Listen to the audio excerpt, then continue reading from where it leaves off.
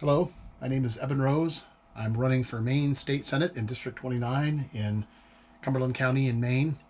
Today is April 9th, and we are in our third week of lockdown. Today is a rainy day, cold. It's actually expected to snow tonight through much of Maine, including here. I have a wood stove next door here in the other room. It's keeping it warm enough in the basement for me to paint. Yesterday was a bit of a sad day. John Prine died, famed singer and songwriter. And the progressive movement in this nation saw a little bit of a disappointing setback. I guess we all saw it coming, but Bernie Sanders suspended his campaign. Now all bets are off in terms of what the rest of the campaign season looks like. This pandemic really changes everything. But all I guess we can do is be hopeful now that that progressivism will continue and be alive, and that the movement will live on, if not through Bernie Sanders, but through others. I thought I would take this moment to, in reflection of Bernie Sanders' suspension of his campaign, to talk about a word that he carried to national politics in a different way than certainly I have seen in my lifetime, and that is the word socialism. But before I get to the socialism part, I want to approach it from a way that sort of disarms the word. It takes some of the emotion out of the word. We have to understand that in the United States, our emotional reaction to this word socialism is something that was engineered and tempered into us through our own version in the Western world, our own version of propaganda.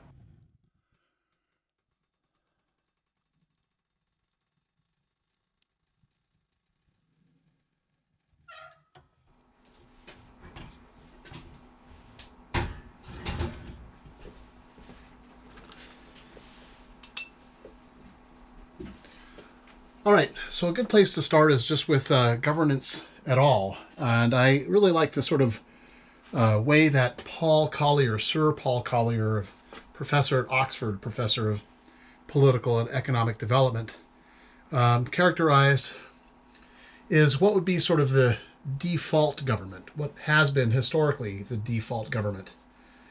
I know there are a lot of conservatives who like to talk about, libertarians in particular, who like to talk about no government, that the problem is government. This is a very Reagan-esque thing to say, that that the problem is with the government, and that if we just get the government out of the way, then everything will be okay, right? The invisible hand of the market will fix everything and give us all prosperity, et cetera, et cetera.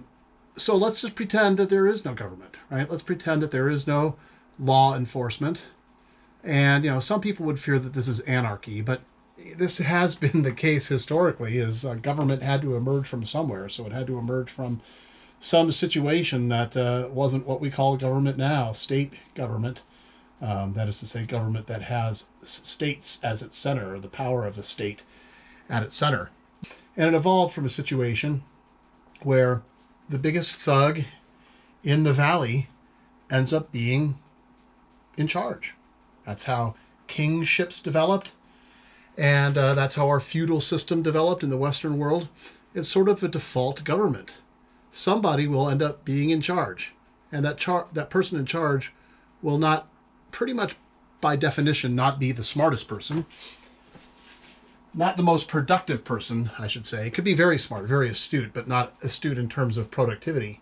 It doesn't have to be the most capable or productive farmer, for example, in an agrarian society. It just has to be the biggest thug.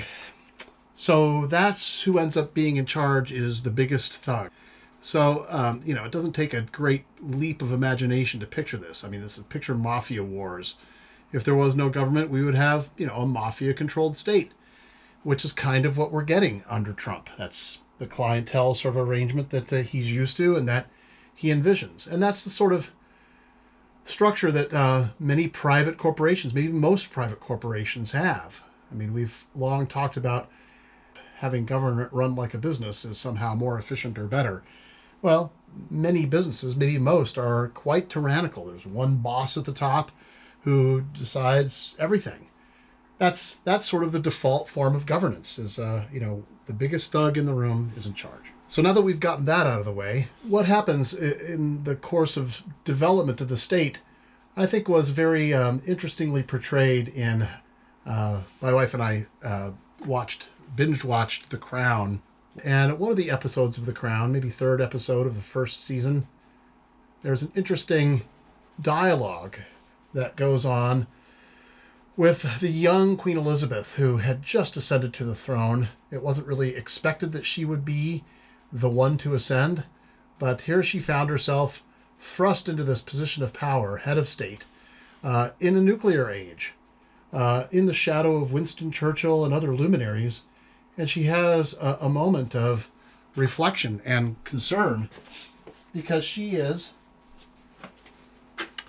knows nothing. She knows nothing about physics. She knows nothing about the world, really. She's been educated in a very cloistered setting, a very controlled setting. She expresses this concern to one of her most trusted advisors, and he gives her assurance that that's not her job, is not to know the things of the world. Her job is to be dignified. And he goes back to her tutelage under a tutor, under an Eton tutor, who described to her, young Queen Elizabeth, that an essayist in the early 19th century, who was the founding editor of The Economist magazine, his name was Bajot, he had a description, a book actually, that he wrote about the Constitution, about the English Constitution in 1867.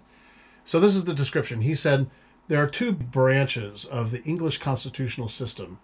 There is the dignified and the efficient. The efficient is the prime minister and all of the ministries and ministers in those positions, on down to the lowly constable on the street. They deal with the messy stuff of the state, the messy stuff of governing, enforcing laws and enforcing contracts and all of that. That's the efficient, figuring out how resources are going to be deployed and so forth. But that's only one part, one branch. The other branch is the dignified. Now, what's the dignified? This may seem really strange to the sentiments of Americans because we can't really picture any exact thing like this, although there are some things that we have like this. But I think there is a good mechanism to understand the dignified, at least what Bajot was talking about. Right now, we're in lockdown.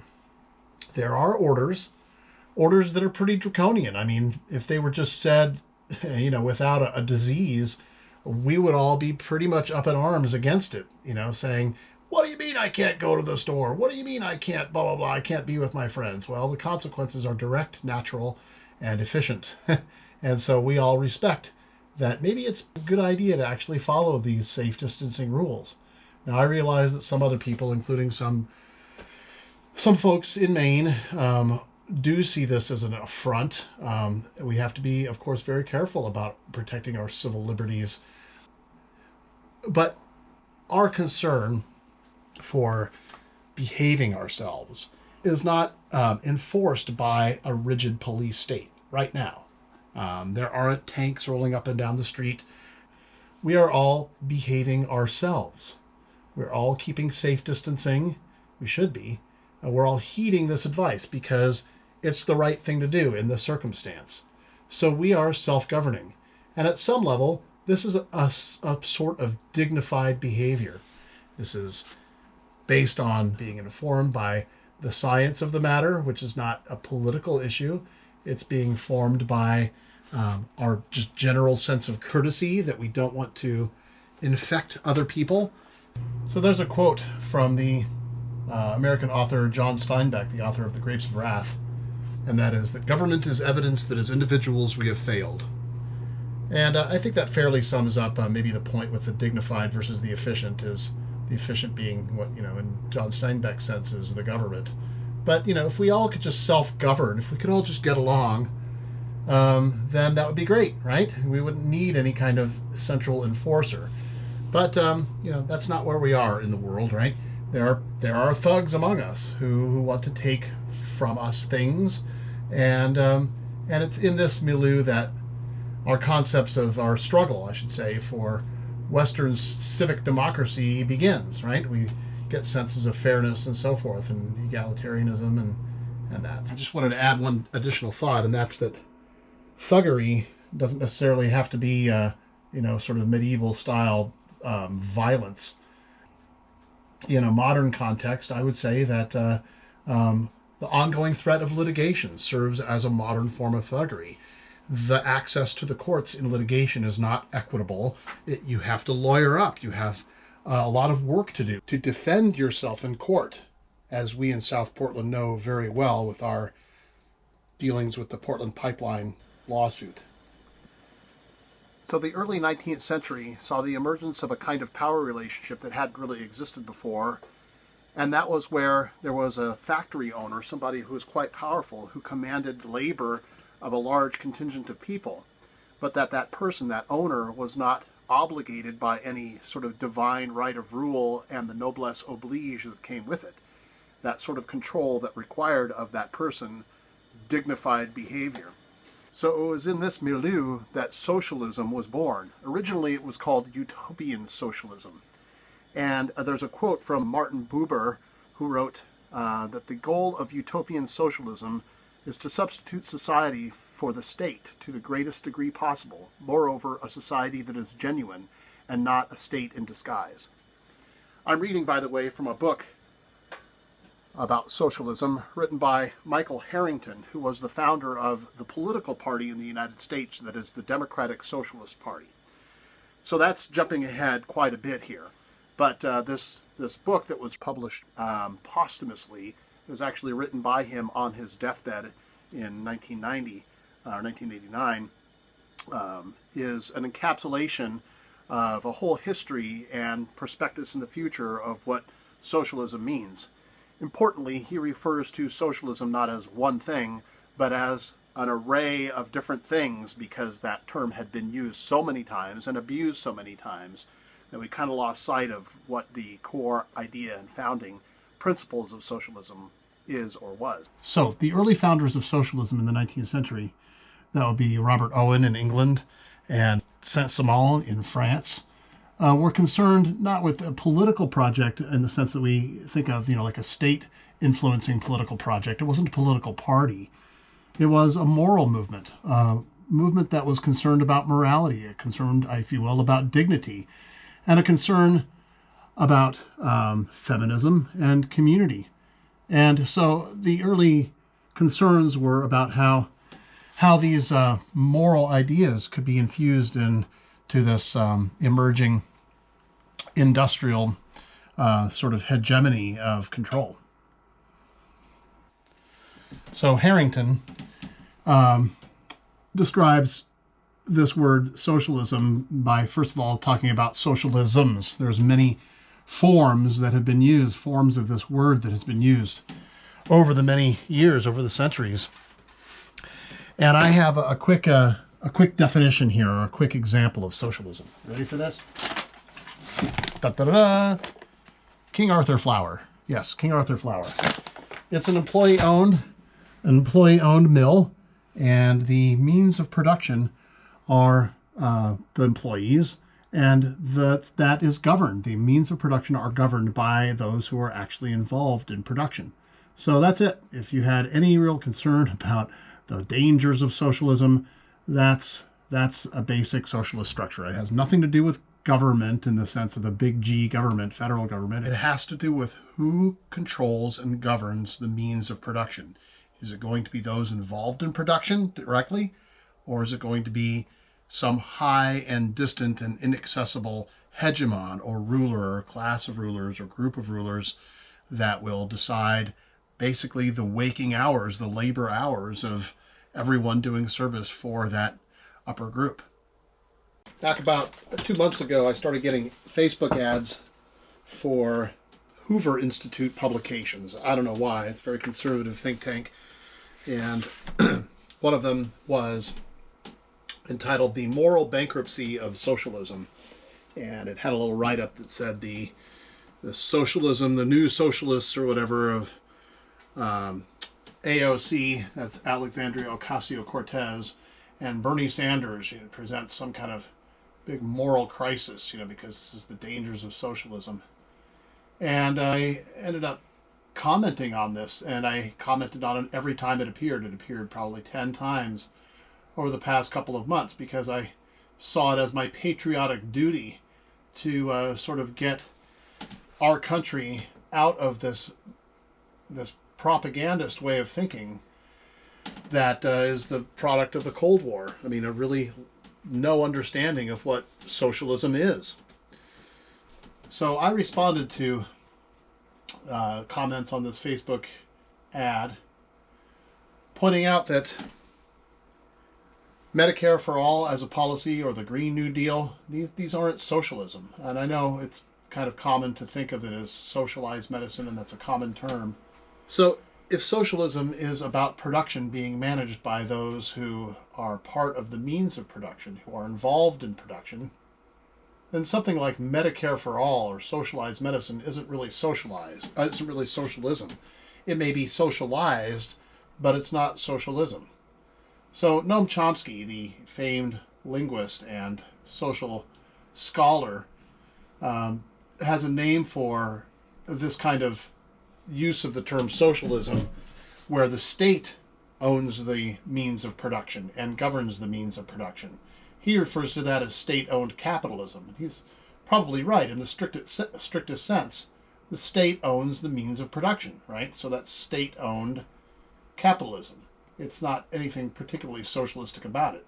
So given that definition of socialism, here's a quick quiz. And I use this in my comments to the Hoover Institute ad. And that is, what is the biggest socialist institution, using that definition, state-owned capitalism version of quote-unquote socialism?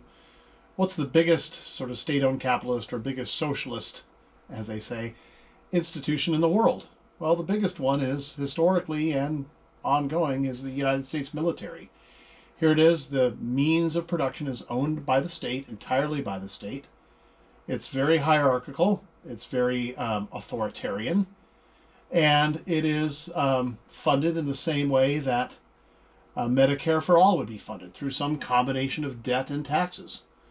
So I would say, why is it that we have to fear Medicare for all, but yet many of these conservatives who go to the Hoover Institute website, who would respond to its claim, are very much adherents of and advocates of the U.S. military and military strength. They tend to go hand in hand. Well, they didn't like hearing that. Oh, no, the U.S. is not, the U.S. military is not socialist, period. And I would just respond and say, thank you for that very articulate argument. The U.S. military, at least the enlisted service, is a social welfare institution, often of last or only resort for many young men of the working class or poorer and rural parts of the country. I joined the Army in 1987 and became a chaplain's assistant. And in that short stint of service, I ran into people who joined like I did because they really didn't have a whole lot of other career or job options, and the prospect of getting college money was possible. So that's a form of social welfare. You go to the service and be a soldier for a time, or a sailor, and then, or an airman, and then you get maybe some money to go to college, an opportunity that you might not have had otherwise. I know many people who went into the service for the purpose of getting dental work because they couldn't afford dental work otherwise. They went in for the prospect of having some kind of safety net when it comes to medical care because they knew they didn't have any kind of coverage at all. Kind of ironic to put yourself in a position of being a soldier where you'll be inevitably or quite possibly put into harm's way quite directly, and to do so that you get medical coverage. Socialism is, at its root, about governance. It's about governance by those who are directly involved in production. So that's juxtaposed against a kind of arrangement where production is governed by a high and often distant and inaccessible elite. So the question for us is, when it comes to big state organizations like the state of Maine or the state of Denmark or the state of China or any nation or nation state or jurisdiction that calls itself a state and has state authority, the question is, who are the producers? What are the expectations of that production? And how democratic is that structure? So it's a matter of degree. So Bernie Sanders' platform, was it socialist? No, it was progressive. Whereas Elizabeth Warren's platform, socialist? No, it was progressive. The word to describe those big programs that they propose, Medicare for all, etc., are progressive platforms. Bernie Sanders was careful to distinguish himself as a democratic socialist and emphasize, for those who paid attention, that this was very much anti-authoritarian.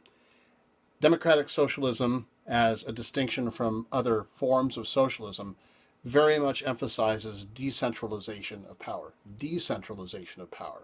So this idea that all socialisms are the same and all socialisms are about some big central government being authoritarian is not only opposite to what the traditional meaning of socialism is, but is an expressly opposite of what democratic socialism is. So why make a video about this particular topic? I guess I'm just disappointed that Bernie Sanders' campaign was, I think, compromised by efforts from within the Democratic Party to shy away from this word socialism, to distance itself from this word socialism, rather than educate people on what it means and maybe get past our Cold War misinformation about what that word means. And my overall goal in campaigning is to try and make this effort to have your attention more of an educational exercise than to dumb us all down, because we see what dumbing down does in campaigns. It does indeed win elections. But I don't think that is the kind of winning that does anyone any good. So, once again, my name is Eben Rose, running for Maine State Senate. If you have the opportunity, visit my website, ebenrose.com. I'm a clean elections candidate.